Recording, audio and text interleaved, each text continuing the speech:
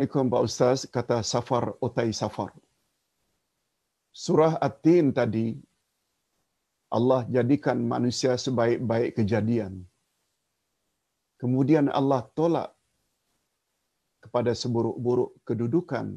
Kenapa ya Ustaz? Kemudian Allah tolak menjadi seburuk-buruk manusia. Okey, bagus pertanyaan Safar Otai Safar. Ustaz baca dulu ayatnya. Laqad khalaqnal insana fi ahsani taqwim. Kita dah tahu terjemahannya. Sesungguhnya kami jadikan manusia dalam bentuk yang paling cantik. Summa radadnahu asfala safilin. Kemudian kami tolak, kemudian kami humban mereka ke dalam kerak neraka. Mengapa Ustaz? Manusia yang begitu cantik lalu dihumban dalam api neraka?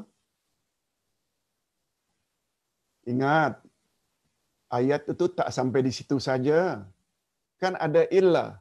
Illa maknanya melainkan. Illa allazina amanu wa amilus salihat.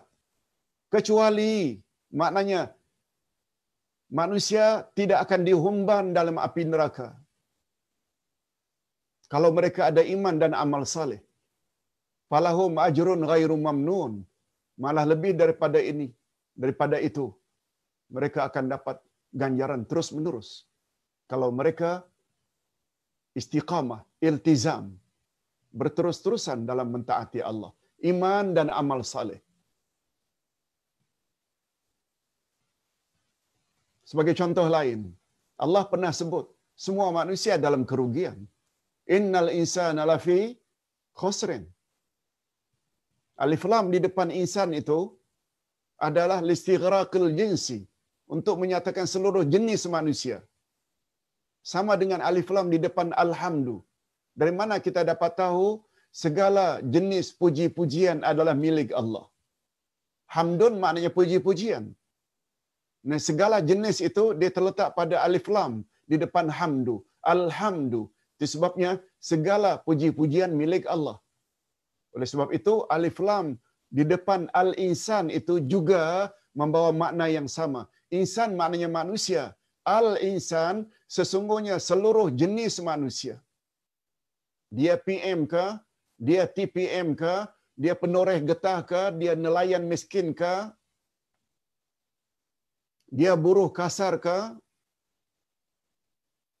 dia pemotong rumput ke, tak kira apa statusnya, tetap rugi, itu maksudnya. Dia lelaki ke, dia perempuan ke, seluruh jenis manusia, tak kira tahapnya, warga negaranya, sukunya, tetap rugi. Illa, kecuali yang tak rugi itu orang yang ada iman, orang yang ada amal saleh, orang yang berdakwah, menyampaikan kebenaran, dan orang yang sabar. Macam itulah lebih kurang Safar Otai Safar. Sesungguhnya manusia aku jadikan dalam bentuk yang paling cantik. Kemudian aku tolak, aku benam dia, aku humban dalam kerak neraka. Asfala safilin maknanya kerak neraka. Illa, kecuali. Itu sebabnya kata para ulama tajwid, bila ayat itu berhenti pada illa,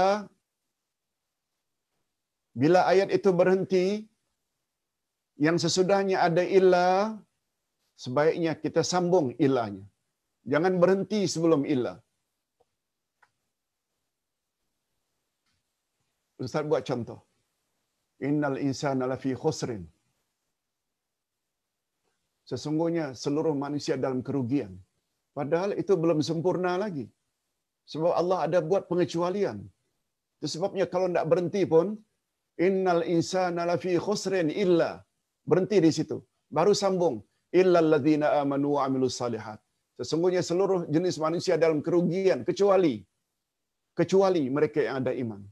Sama dengan ayat tadi. Laqad khalaqnal insana fi ahsani taqwim. Summa radadnahu asfala safilina illa alladzina amanu wa amilus salihat. Sesungguhnya kami jadikan manusia dalam bentuk yang paling cantik. Kemudian kami tolak dia ke dalam kerak neraka kecuali. Berhentinya di situ pada kecuali. Baru sambung. kecuali orang yang beriman lagi beramal saleh. Mudah-mudahan kita diberi oleh Allah Subhanahu wa taala untuk terus iltizam, committed dengan iman kita dan amal saleh. Ingat apa kata Nabi tadi dalam hadis sahih riwayat Imam Muslim, Allah tidak lihat pada rupamu, Allah juga tidak lihat pada hartamu, tapi Allah lihat adalah pada hatimu dan amalmu. Hati iaitu iman, amal iaitu amal saleh. Baik, Ustaz teruskan dengan pertanyaan berikut. Syamsuddin Bukhari, ya, dari Bandung. Bismillah.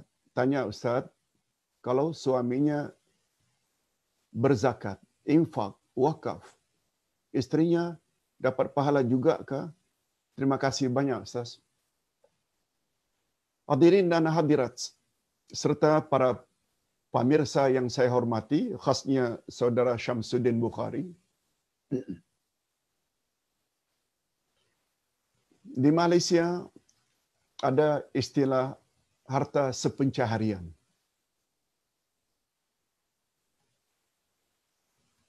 Maknanya income, pendapat suami itu milik bersama. Oleh sebab itu bila suami berusaha mencari rezeki di luar, bekerja ke dengan pemerintah sebagai pegawai atau di syarikat ke sebagai staf atau berniaga ke atau apa saja pekerjaannya, isteri pula support. Awak cari, saya jaga anak-anak.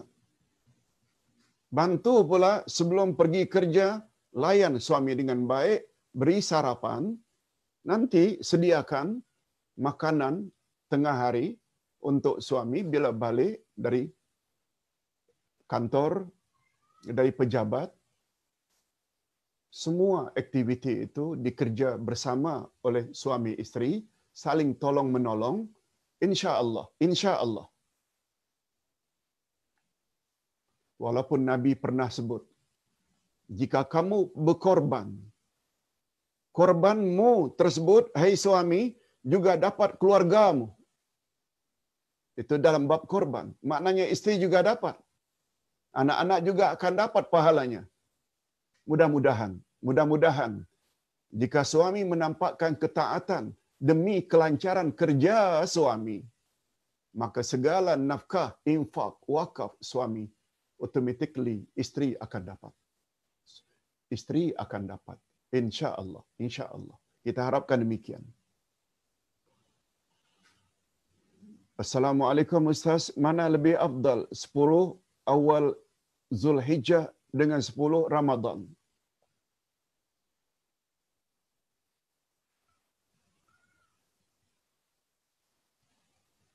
Rasanya pertanyaan ini sudah kita jawab. Tapi tak apa, kita jawab sekali lagi. Kata setengah ulama, walaupun terhadap 10 akhir Ramadan, 10 pertama Zulhijjah lebih afdal. Sebab bunyi hadis Nabi, tidak ada amal saleh yang paling disukai oleh Allah berbanding amal saleh dilakukan pada 10 pertama bulan Zulhijjah. Sahabat bertanya, ini untuk konfirmasi. Kelebihan amal saleh 10 pertama Zulhijjah, walaupun terhadap jihad fisabilillah, ya Rasulullah, kata Nabi, walaupun terhadap jihad fisabilillah, amal saleh yang dilakukan pada 10 pertama bulan Zulhijjah adalah lebih afdal daripada jihad fisabilillah. Kecuali, ini kecuali. Yang tak boleh mengatasi atau yang boleh mengatasi kelebihan jihad, yang boleh mengatasi amal saleh 10 pertama Zulhijjah hanya bila orang itu pergi berjihad dengan dirinya, dengan hartanya, lalu dia tak balik-balik. Maknanya dia mati syahid. Itu saja amal yang boleh mengatasi amal saleh 10 pertama Zulhijjah. Ini memberi isyarat walaupun terhadap 10 Ramadan terakhir.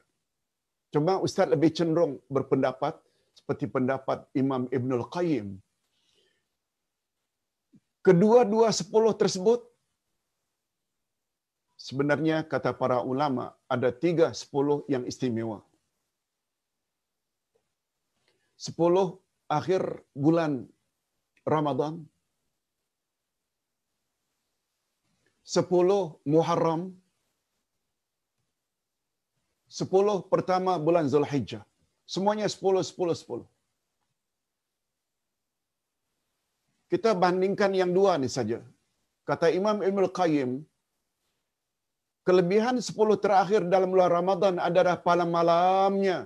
Karena salah satu malamnya bernama Lailatul Qadar.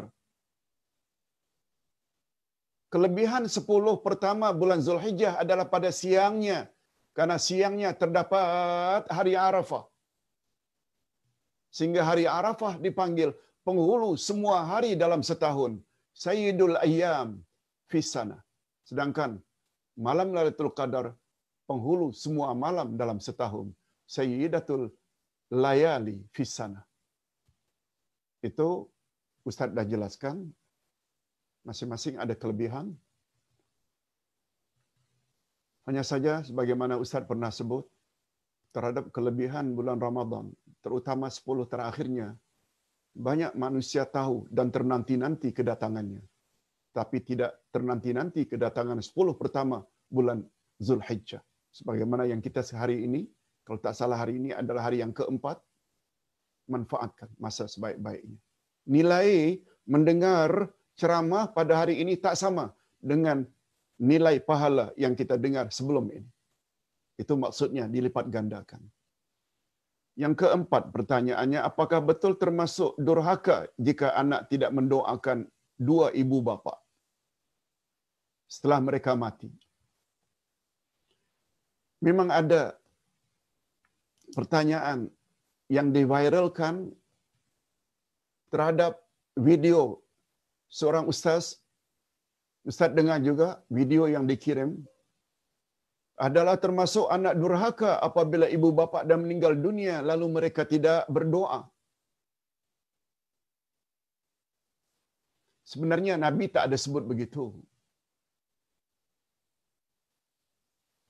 Yang Nabi sebut, sebagaimana dalam tafsir tadi, al-abrar itu, orang yang berbakti, adalah orang-orang yang berbakti pada ibu bapanya dan berbakti kepada anak-anaknya. Itu yang namanya abrar. Nabi pernah ditanya, ya Rasulullah, apakah amal yang paling baik? Nabi jawab, berbuat baik kepada ibu bapakmu.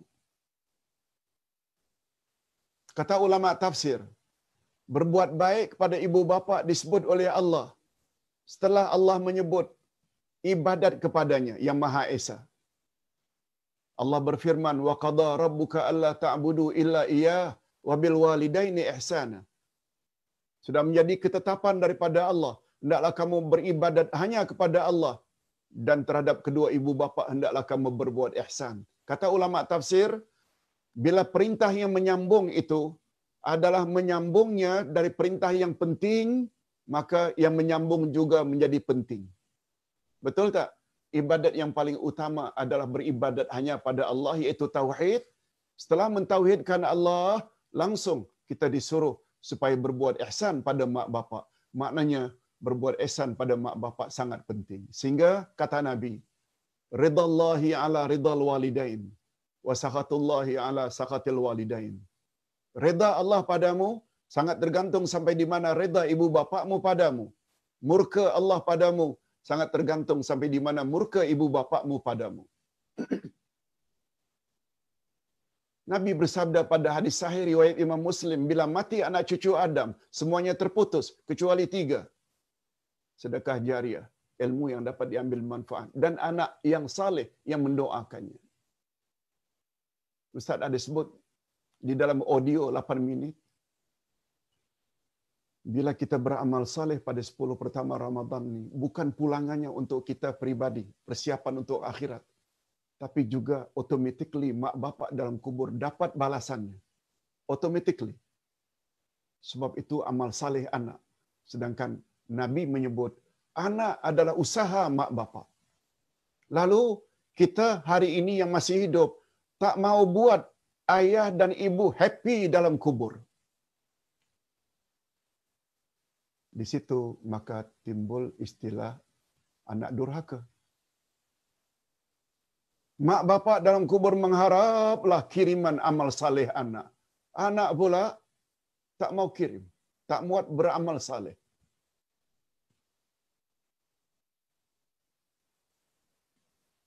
Hadis dari Nabi secara nyata tak ada anak yang tidak berdoa kepada mak bapaknya sudah meninggal dunia, anak durhaka. Tak begitu bunyinya.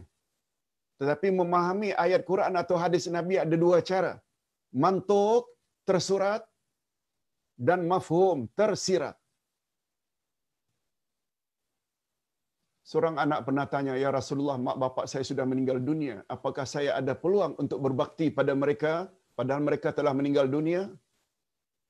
Saya banyak dulu buat salah, menyinggung perasaan mereka. Masih ada peluang tak walaupun mereka telah mati?" Kata Nabi, "Ada. Kalau boleh ya Rasulullah, bagaimana caranya?" Pertama-tama kata Nabi, doa mak bapakmu. Betul tak anak-anak apabila mak bapak dah meninggal dunia tak berdoa, bermakna dia tidak berbakti pada mak bapaknya? Betul tak? Yang Nabi sebut tidak berbakti. Bahasa lainnya durhaka lah. Na'udzubillah min dzalik. Ustaz pandai mengaji alif bata al-Fatihah al-Ikhlas ni ayah dan ibu yang ajar. Kebetulan ibu mengajar orang mengaji. Anaknya dia yang ajar. Ustaz yakin setiap ayat Quran yang Ustaz baca, setiap kebenaran yang Ustaz sampaikan, mak bapak dalam kubur dia terima. Itu maksudnya. Mudah-mudahan kita semua termasuk anak-anak yang soleh, tidak durhaka pada mak bapak. Baik, kita teruskan. Yang kelima, jika raya hari Jumaat, boleh tak kita hanya salat zuhur ganti Jumaat? Memang ada riwayat yang mengatakan, kita dah jawab sebenarnya semalam kalau tak salah. Bunyi hadis antara lain, bila berkumpul hari raya dengan hari Jumaat, tidak ada dua khutbah. Hari raya ada khutbah, namanya khutbah hari raya. Jumaat juga ada khutbah. Kata Nabi, bila bertemu dua khutbah, hari raya juga Idul Fitri ke Idul Adha dan hari Jumaat juga, siapa yang ingin salat Jumaat, silakan salat Jumaat. Bagi yang tidak ingin salat Jumaat lalu diganti dengan zuhur juga tidak mengapa. Ini memberi isyarat boleh orang yang sudah salat Jumaat, salat hari raya tidak ikut salat Jumaat. Namun demikian, bila kita compare, bila kita banding pendapat jumhurul ulama, jumhurul fuqaha, ulama-ulama fiqh, Imam Abu Hanifah, Imam Syafi'i, Imam Malik, Imam Ahmad Ibn Hanbal, tiga daripada empat, termasuk Syafi'i, berpendapat wajib hukumnya. Wajib hukumnya salat Jumaat. Itu pendapat yang lebih kuat. Kecuali, kata Syafi'i, sebagaimana kata Nabi, kecuali orang yang tinggal di luar bandar. Kampung jauh, tidak ada masjid di kawasannya. Pergi jauh berjam-jam untuk salat Jumaat saja. Untuk mereka dikecualikan. Begitu kata Imam Asy-Syafi'i. Jadi, untuk lebih confident, untuk lebih yakin, setelah salat hari raya, salat jugalah hendaknya salat Jumaat. Ingat ya, minggu hadapan, hari Jumaat memang hari raya. Begitu diisytiharkan kalau di Indonesia. Begitu juga kalau kita lihat kalender di Malaysia. Hari Jumaat insya-Allah. Itu sebabnya bagus juga kalau Ustaz umumkan, tentu saja pada hari itu tidak ada online. Tentang esoknya, hari Sabtu, hari Ahad, apakah ada, nanti Ustaz akan umumkan di dalam Facebook. Yang keenam, Fauziah Saad. Ustaz kira cukup pertanyaan sampai di sini saja ya, sebab masih ada 4 lagi pertanyaan untuk membolehkan kita berhenti tepat jam 12. Fauziah Saad. Assalamualaikum Ustaz. Kenapa orang yang melihat kejadian kiamat itu semua masuk neraka? Kenapa orang yang melihat kejadian kiamat itu semua masuk neraka? Terima kasih Ustaz. Mungkin pertanyaan Fauziah ini ada kaitannya. Kiamat tidak akan terjadi selagi penduduk bumi itu beribadat hanya pada Allah.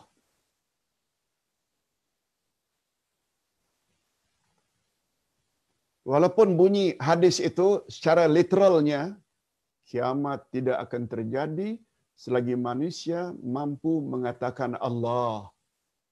Mengatakan Allah ini bukan bermaknanya berzikir Allah, Allah, Allah, Allah.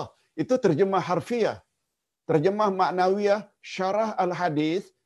Kalau kita lihat syarah al-hadis, terjemah maknawiyah, kiamat tidak akan terjadi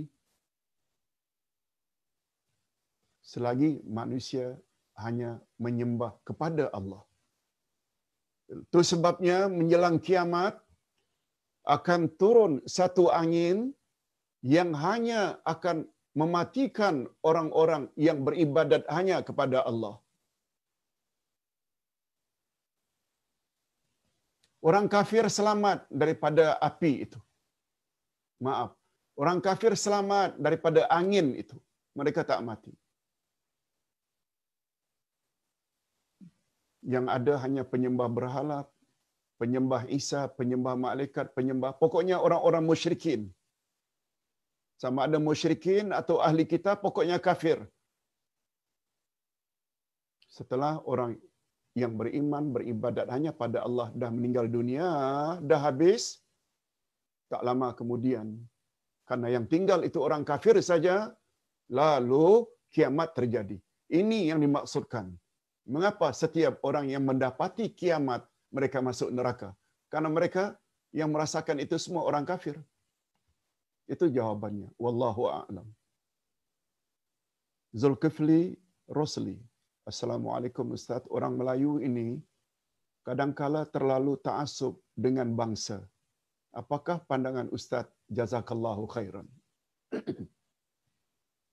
Ta'assub atau fanatik ini sangat dilarang oleh agama. Kecuali ta'assub kepada hujah dan dalil yang kokoh. Ustaz diingatkan ketika menjadi student Islamic University Madinah. Kata pensyarah, kamu jangan ta'assub, jangan fanatik dengan mana-mana imam. Dengan mana-mana mazhab. Jangan fanatik.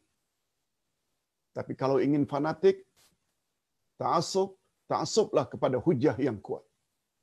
Bila ada ayat Quran, ada hadis Nabi, berpegang teguhlah. Walaupun apa orang kata. Hadirin dan hadirat, karena pertanyaan Rosli ini, Zulkifli Rosli, tentang orang Melayu, Ustaz tak buat perbandingan. Mengapa Islam pada peringkat awal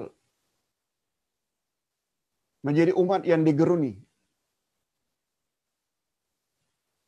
Dari Arab jahiliyah yang ta'assubnya, fanatiknya, keterlaluan, karena nak bela suku, kabilah, sanggup berperang, walaupun karena sebab-sebab yang remeh, karena ta'assub. Mengapa umat tersebut menjadi umat yang cemerlang, gemilang zaman itu? Jawabnya senang saja. Karena mereka terima sepenuhnya ajaran yang dibawa oleh Nabi Muhammad sallallahu alaihi wasallam. Apa yang dibawa oleh Nabi Muhammad? Apa kata Allah, Al-Quran, apa kata Nabi?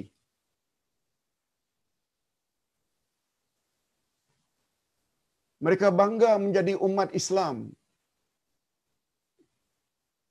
yang taat pada Allah, taat pada Rasul, taat pada Quran, taat pada hadis Nabi. Mereka akhirnya maju, disegani oleh dua superpower zaman itu, yaitu Rom dan Parsi.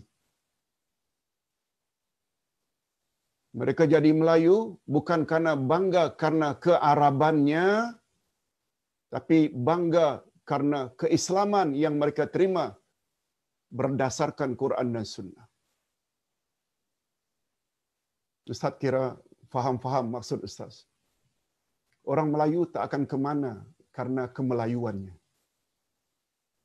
Orang Melayu hanya akan menjadi umat yang hebat jika ia terima Islam sepenuhnya. Jika ia terima Islam sepenuhnya, apa kata Allah, apa kata Rasul, orang tersebut, suku tersebut akan mulia. Oleh sebab itu jangan hina China. Jangan kita hina orang putih. Jangan kita hina orang India. Di China sana ada 50 juta orang Islam. Karena penduduknya ramai, 50 juta daripadanya orang Islam. Kita baru 30 juta. Ada orang Islam di sana. Jangan kata orang Cina itu low class. Jangan. Ada kemungkinan tak China, Malaysia, India, Malaysia lebih tinggi di sisi Allah daripada setengah orang Melayu di Malaysia? Cukuplah perimbangan macam itu membuat kita faham bahawa tidak ada apa sebenarnya pada suku dan bangsa. Rujuk ayat 13 surat Al-Hujurat. Cuba dengar baik-baik. Ya ayuhan nas, hei sekalian manusia. Inna khalaqnakum min dzakarin wa unsa. Sesungguhnya kami jadikan kamu, hei manusia, dari seorang lelaki dan seorang wanita. Siapa maksudnya? Adam dan Hawa. Itu asal usul manusia. Summa ja'alnakum syu'uban wa qabaila. Wa ja'alnakum, kami jadikan kamu berbangsa-bangsa, syu'uban wa qabaila, berkabilah-kabilah, bersuku-suku. Inna akramakum indallahi atqakum. Sambungan ayat, tapi ingat, sesungguhnya orang yang paling mulia di antara kamu adalah orang yang paling bertakwa pada Allah. Kata ulama tafsir, sebelum menyebut takwa ini sebagai ukuran paling mulia di sisi Allah, disebut dulu lelaki dan wanita. Ini bermakna jantina bukan ukuran kemuliaan di sisi Allah. Ada kemungkinan wanita lebih mulia daripada lelaki. Kemudian disebut berbangsa-bangsa dan bersuku-suku. Ini memberi isyarat kemuliaan di sisi Allah bukan terletak pada suku dan bangsa. Itu sebabnya Nabi Muhammad sallallahu alaihi wasallam bersabda, la fadla li arabiyyin 'alal a'jami illa bittaqwa. Tidaklah orang Arab itu lebih mulia dari orang yang bukan Arab kecuali dengan takwa. Itu sebabnya ketika Nabi Muhammad sallallahu alaihi wasallam dapat menakluk Mekah, semua berhala-berhala dihancurkan sambil membaca ayat Idza ja'al haqq wa zahaqal batil innal batila kana zahuqa. Apabila telah datang kebenaran maka hancurlah kebatilan dan kebatilan mesti dihancurkan.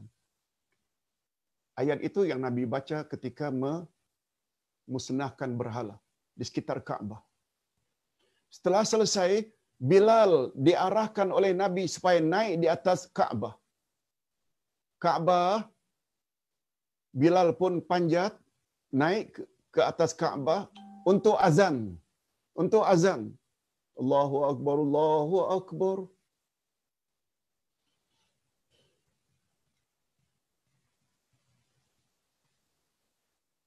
Karena Nabi menyuruh Bilal.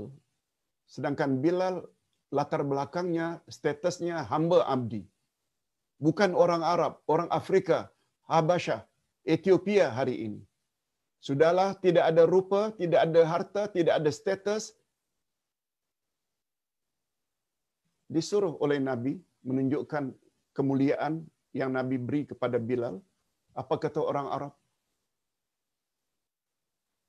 Apa kata orang Arab yang handsome itu?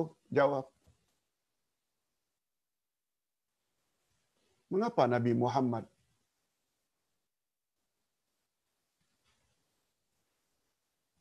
menyuruh naik ke atas Kaabah itu hurab, gagak hitam?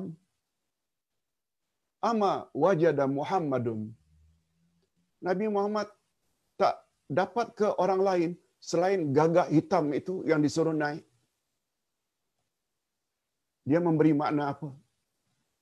Mereka hina karena rupanya Bilal, statusnya Bilal, kedudukannya Bilal, bangsa dan suku Bilal. Kata ulama tafsir, sempena kata-kata itulah turun ayat 13 tadi. Sesungguhnya kami jadikan kamu, hei manusia, daripada seorang lelaki dan wanita, kami jadikan bersuku-suku, berbangsa-bangsa, supaya kamu saling kenal mengenali. Lita'arafu. Tapi ingat, orang yang paling mulia di antara kamu di sisi Allah adalah orang yang paling bertakwa.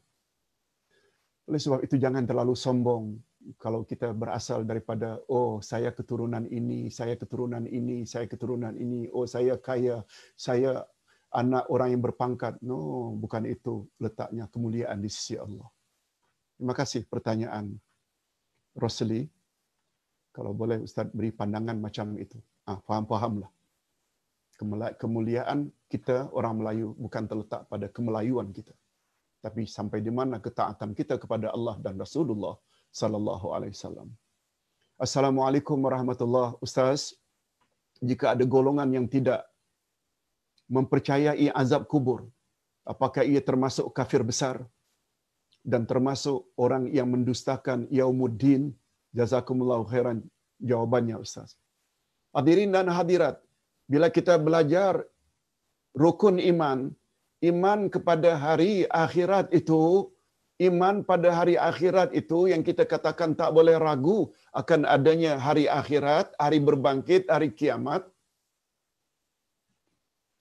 Iman pada hari akhirat bukan maknanya percaya adanya kiamat. Bukan. Oh, kalau bukan, macam mana Ustaz maknanya yang betul? Okey. Ustaz ajak kita berfikir dulu. Betul tak rukun iman yang pertama, iman kepada Allah? Betul?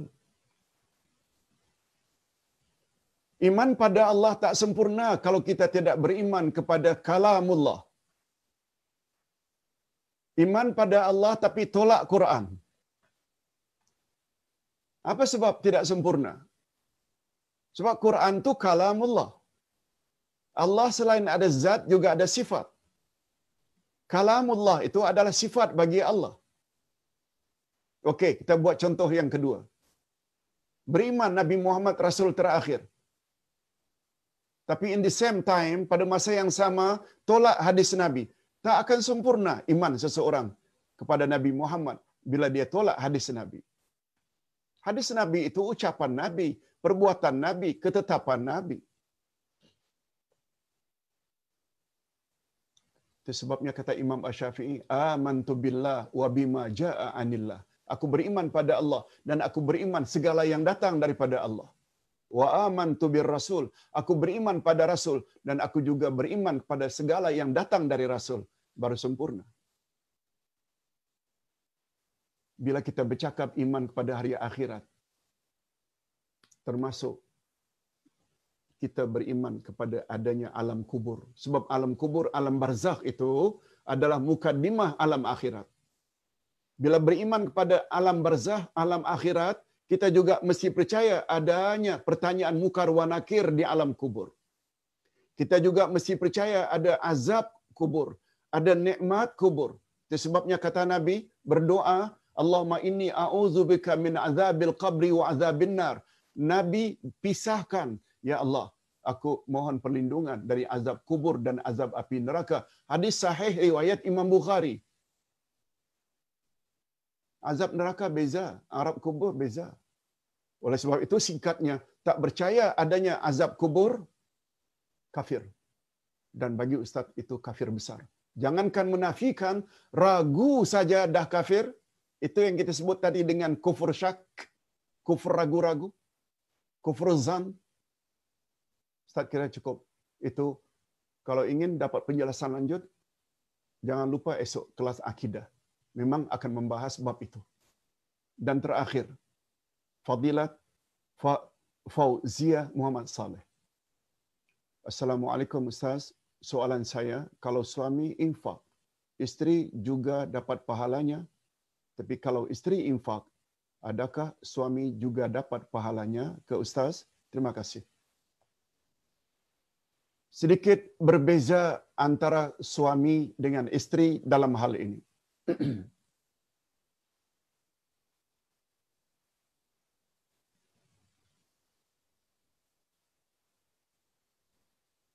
apa yang diusahakan oleh suami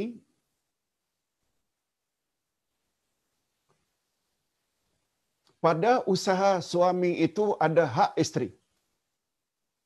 Itu dulu perlu kita dudukkan. Apa sebab? Isteri berhak tak mendapat saraan suami?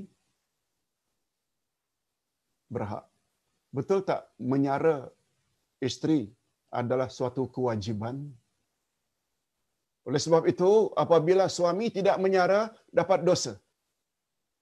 Oleh sebab itu, bila isteri ambil duit suami yang enggan memberi saraan, tak dosa. Ingat kisah tentang Hindun. Hindun ini suaminya Abu Sufyan. Kata Hindun, "Ya Rasulullah, suami saya Abu Sufyan ini tangkai jering. Kedekutnya na'udzubillah. Balik-balik tak makan. Tapi biaya dapur tak dibagi. Saraan hidup tak dibagi. Boleh tak saya, ya Rasulullah, ambil duitnya tanpa izinnya?" Kata Nabi, "Ambillah secukupnya." Menunjukkan boleh hukumnya. Tapi ingat ya, isteri-isteri ini bagi suami yang kedekut. Kalau suami yang baik, jangan buat begitu.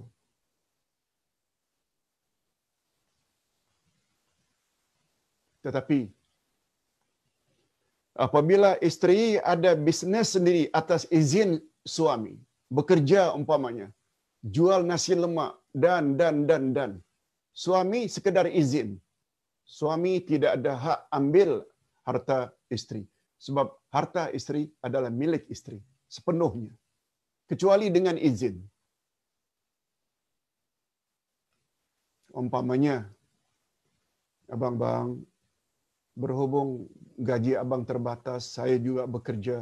Okeylah, bil elektrik, bil air, sewa rumah saya yang cover ya, saya yang bayar. Okey, kalau begitu, terima kasihlah. Itu lain. Itu maknanya dengan redha. Sebab kewajiban suami bukan hanya beri saraan, beri makan, beri minum, beri pakaian, juga tempat. Itu adalah kewajiban suami.